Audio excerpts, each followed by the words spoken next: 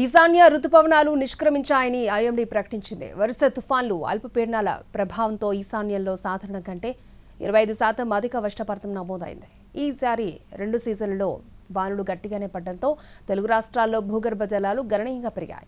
వేసవికి water problem తప్పినట్టే అని అధికారులు అంటున్నారు. రెసిడెన్స్ స్కూల్స్ తో మంచి చదువుతో పాటు all round development, right age లో రైట్ ఫౌండేషన్ తో రెసిడెన్స్ స్కూల్స్ ఇప్పుడు హైదరాబాద్ అంతటా. ఈశాన్య రుతుపవనాల సీజన్ సోమవారంతో ముగిసిందని భారత వాతావరణ విభాగం ప్రకటించింది. గడిచిన 2 రోజులుగా దక్షిణ భారతంలోని తమిళనాడు, పుదుచ్చేరి, రాయలసీమ, కోస్తాంధ్ర, కేరళ, దక్షిణ కర్ణాటక రాష్ట్రాల్లో ఈశాన్య రుతుపవనాల వర్షాలు నమోదు కాలేదు. అదే సమయంలో ఉత్తర భారతం నుంచి పొడిగాలులు వీస్తున్నాయి.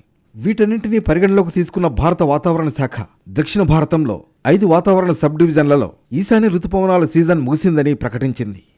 ఈసారి ఈశాన్య రుతుపవనాల టైంలో సాధారణం కంటే 25% వర్షపాతం అధికంగా నమోదైంది. గత ఏడాది అక్టోబర్ 1 నుంచి డిసెంబర్ నెలాఖరు వరకు ఏపీలో 247.2 మిల్లీమీటర్లకు గాను 357.6 మిల్లీమీటర్ల వర్షపాతం నమోదైంది. మొంథా, దిత్వా తుఫానుల సమయంలో ఎక్కువ వర్షాలు కురిశాయి.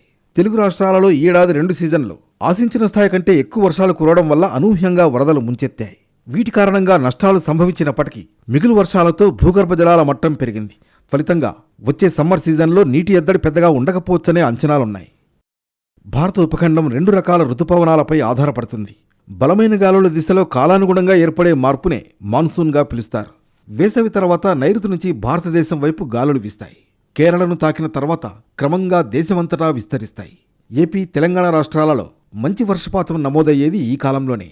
ఎక్కువ శాతం పంటలు సాగు చేసే సీజన్ కూడా ఇదే. ఆ తర్వాత నైరుతి ఎంటర్ అవుతుంది. సాధారణంగా అక్టోబర్ 1 తేదీ నుంచి డిసెంబర్ నెలాఖరు కాలాన్ని ఈశాన్య రుతుపవనాల సీజన్గా పరిగణిస్తారు.